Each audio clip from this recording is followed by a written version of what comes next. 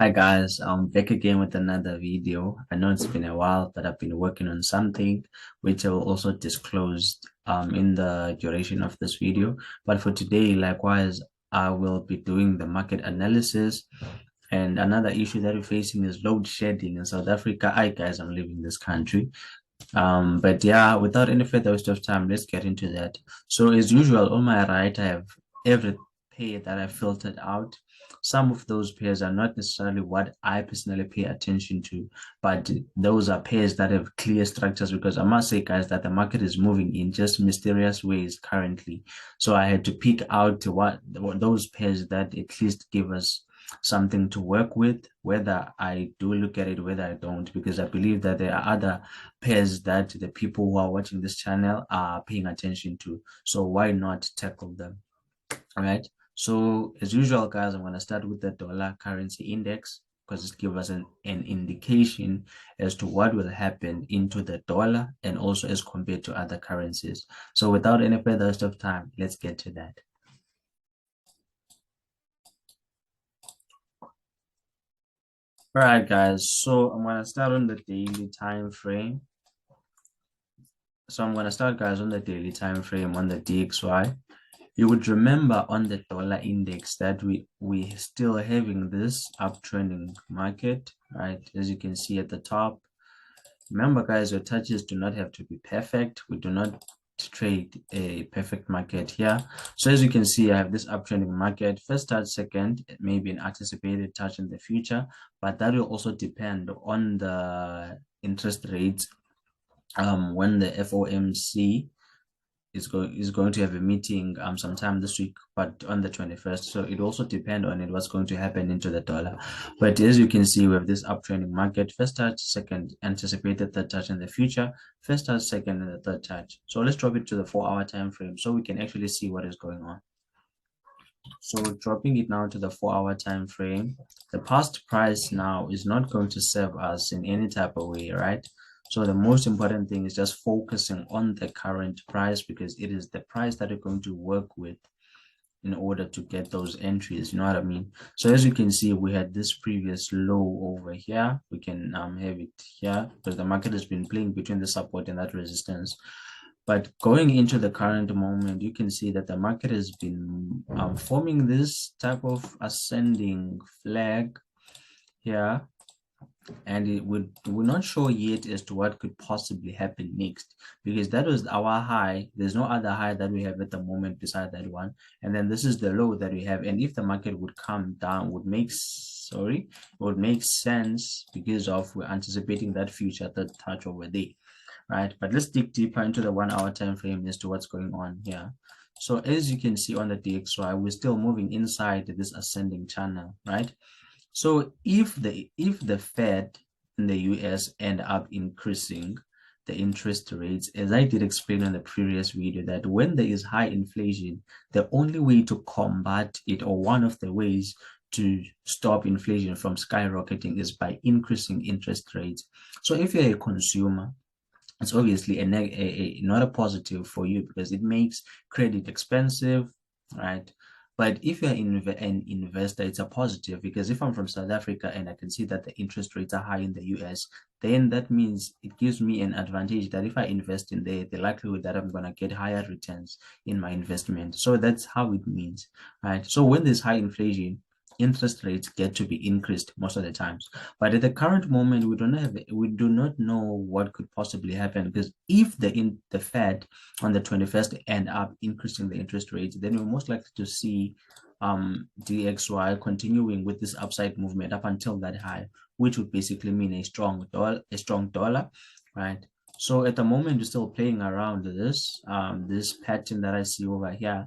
And then if it does not all go according to how the US is expecting things, then we're most likely to have this, and then the retest and the continuations to the downside. So this is what I see on the DXY.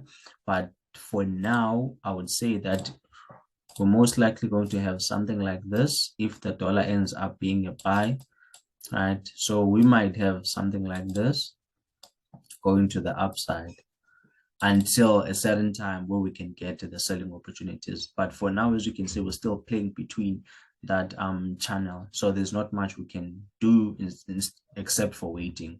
So let's move on now to the next pair. So I have NAS100. So Nasdaq has been selling now for a very long time, but let's break it down so that we can actually see what's going on. So as you can see on Nasdaq, we have this low over here. Remember, guys, it's important to zoom out so you can have a clear price action. So as you can see, also have that high over there, right? So here you must be careful now because we have that high also, and then we also have this one, right? So higher high, higher low, higher high, higher low. Then if you can just put this a little bit back, then if Nasdaq is to go to the upside, then that is most likely where we would be looking to have our TPs, right? But let's drop it to the 4-hour time frame so that we can see everything quite clearly. So dropping it into the 4-hour time frame, right?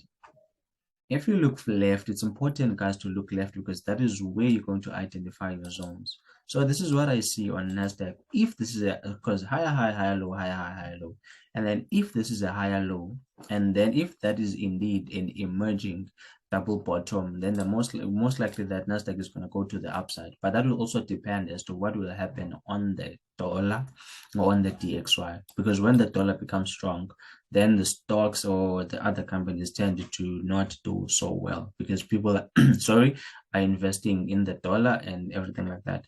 So if you can look carefully here, we can see that we have an emerging double bottom there. And then if it indeed it's a double bottom, then we're most likely going to have C or Nasdaq going to the upside. However, if this is not how we're supposed to draw this trend line, then we might be. This is how maybe it was supposed to be.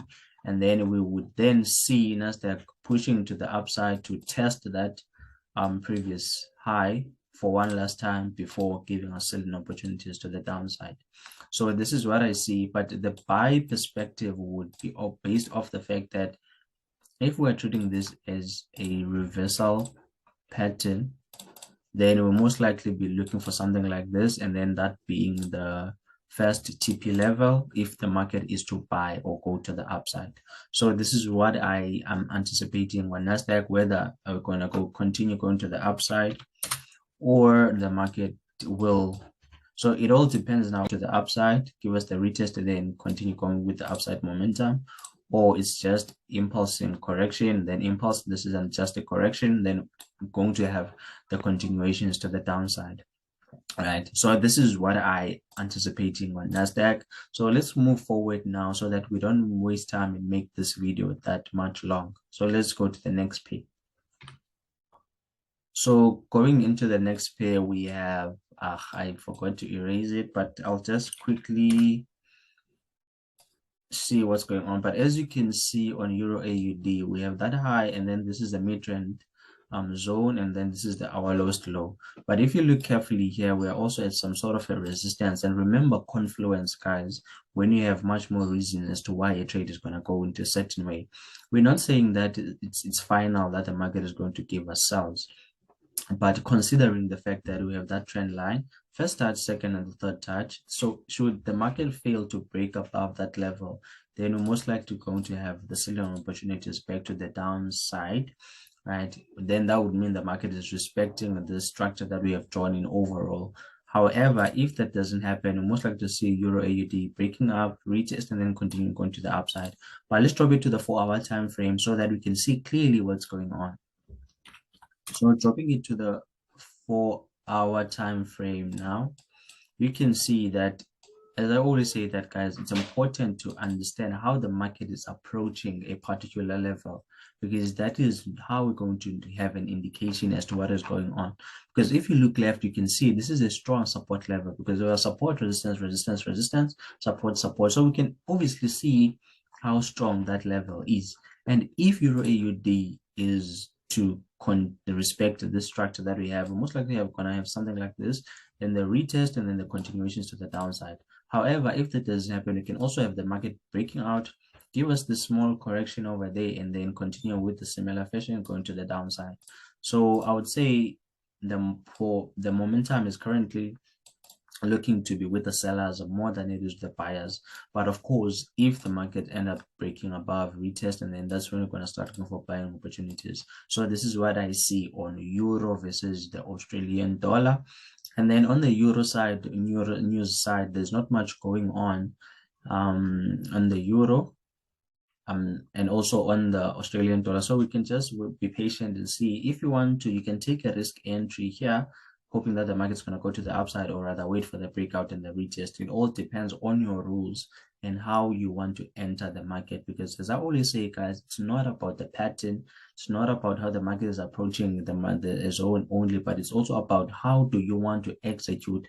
Do you want to take those risk entries, or do you want to play it like breakout retest, or you just want to go to sell on the initial breakout? So those are the things that one need to have on their plan, or just understand such things about yourself. Whether are you going to sell on the initial breakout, are you going to wait for the breakout, then the retest, and then sell, or what is it that you're going to do, right? So that is what I see on Euro AUD. Let's quickly just drop it on the 1 hour time frame. So on the 1 hour time frame, you can obviously see that the market is currently rejecting, and then it's forming some sort of a head and shoulders over there, which is we might really be going to the downside by looks of things, because this is also some sort of an ascending type of pattern, but that is signaling that we might soon be heading for selling opportunities to the downside. But that level is strong, so we need to give a careful attention into what's going on in there. I was not intending to delete it, guys, because I think I was removing the trend lines. But let's move forward now. So I'm on CAD Swiss at the moment, and then guys, it's gonna be a big day like tomorrow in terms of the CAD, because I saw I'm gonna show you on economics calendar what's most probably going to happen, right? But if you can just analyze quickly, you would see that CAD Swiss is not one of those pairs that give you clear structures. But because I'm used to these things, I can be able to unpack any type of thingy that I'm going to try my utmost best so that we can all understand. So as you can see on CAD Swiss, we have this small trend line that I see over there, first touch, second touch, and then if we can just clone this, we can have those touches at the bottom, so we end up having with something like this. So as you can see, first touch, second touch, and the third touch over there, but we don't really have a support level on that low, because the last low that we have was this one and that one. So we can just have them for now, but we're not going to need them now currently in some type of way. But let's drop it to the 4 hour time frame. So dropping it into the 4 hour time frame, if this is indeed the last third touch of this structure, then we might really be indeed in it for the buying momentum, right? Because we have now this low that we have over here. So I'm just going to delete this for now, because we're not going to use it. We're not going to need them, obviously, right? So dropping it now to the 4 hour time frame, you can see with that we have this pattern here that I really like. And remember, guys, I did tell you about the pairs that have the Swiss francs in them, and that's why I like them a lot, because they just give you these clear structures to work with. Because as you can see, if we're treating this as an impulse, then this is just a correction, then waiting for continuation to the upside. And then if indeed that does happen, we end up getting our buys, we might really be in it for long-term buys on CAD Swiss francs. And so let's drop it now to the 1 hour time frame, because that's where everything is going to be clear. So dropping it to the 1 hour time frame, as you can see, guys, this is CAD Swiss francs.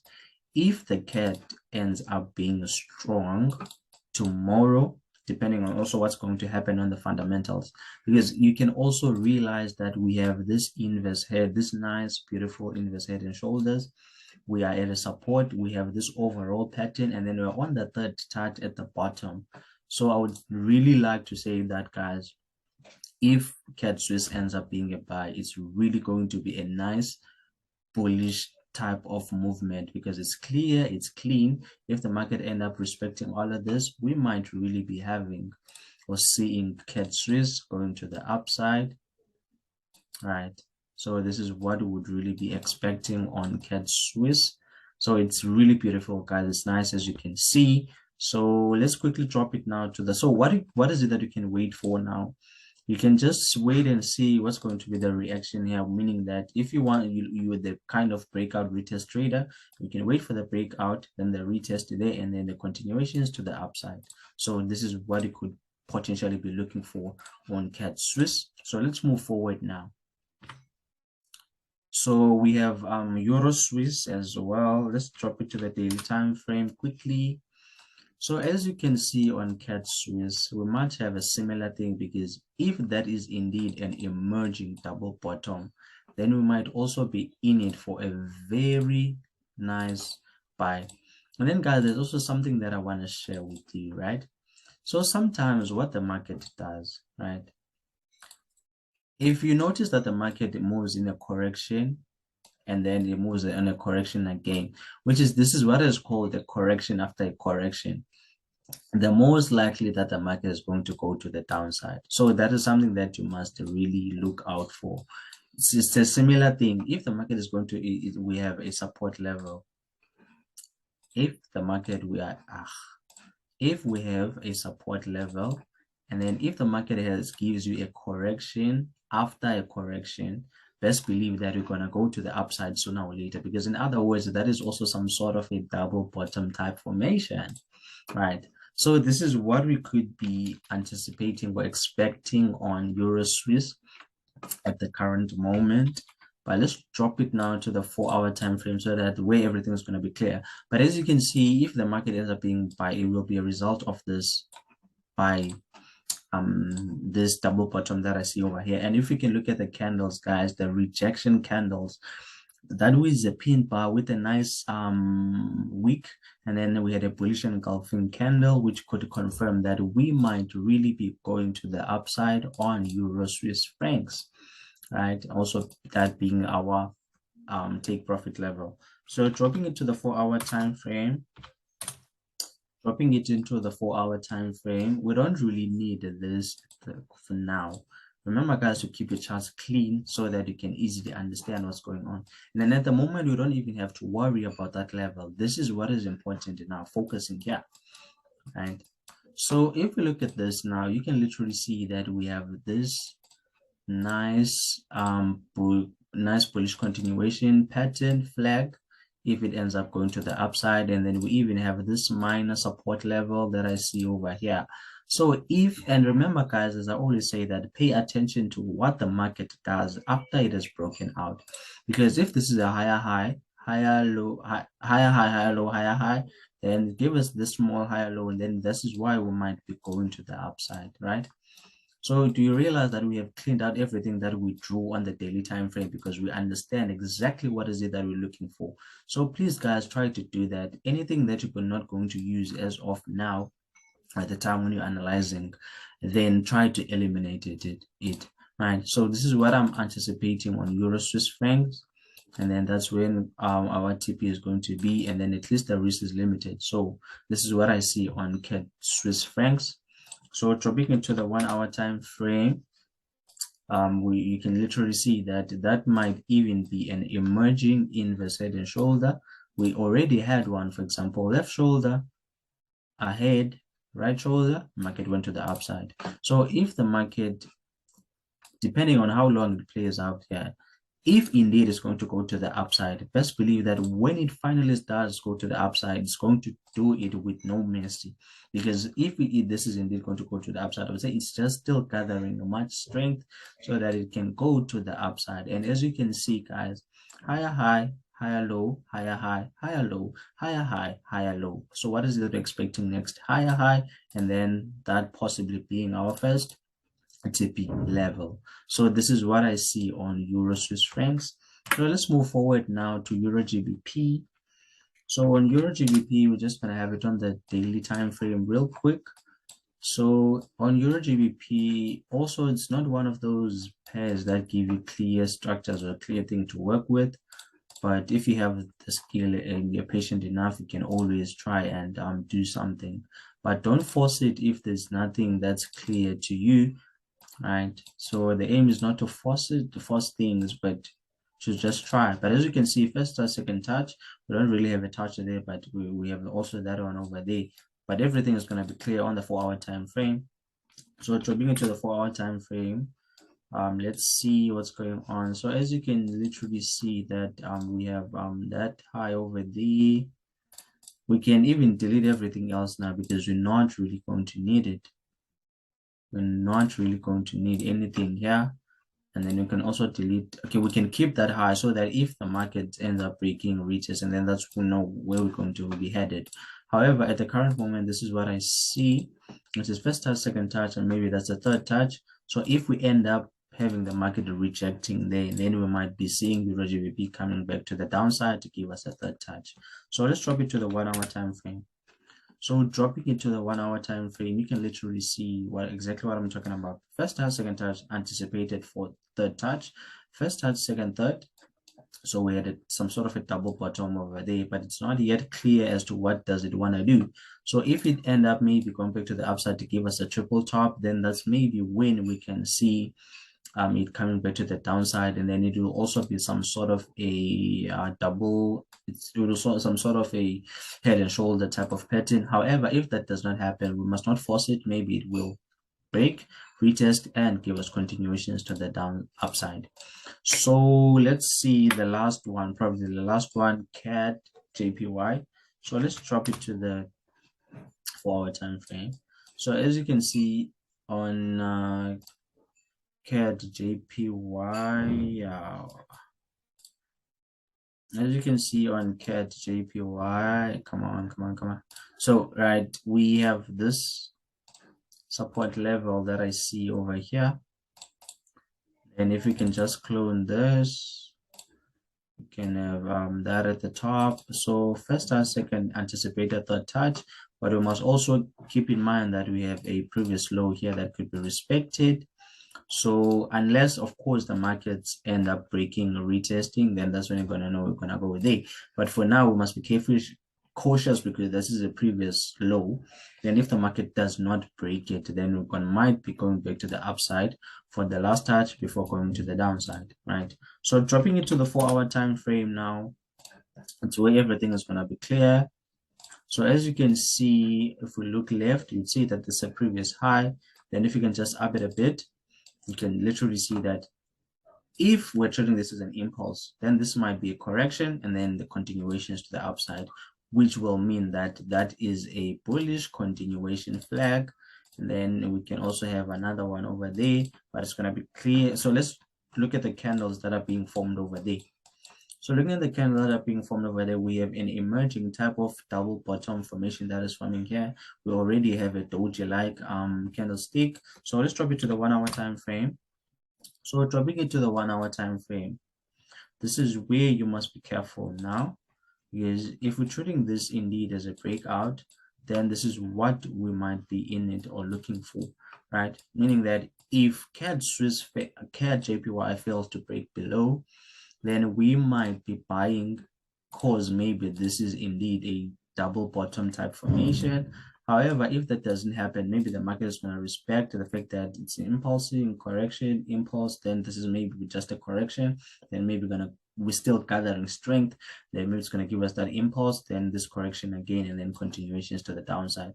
And then if it ends up being a sell, guys, I would like to say that it's going to be a nice long one. Because look at this, guys.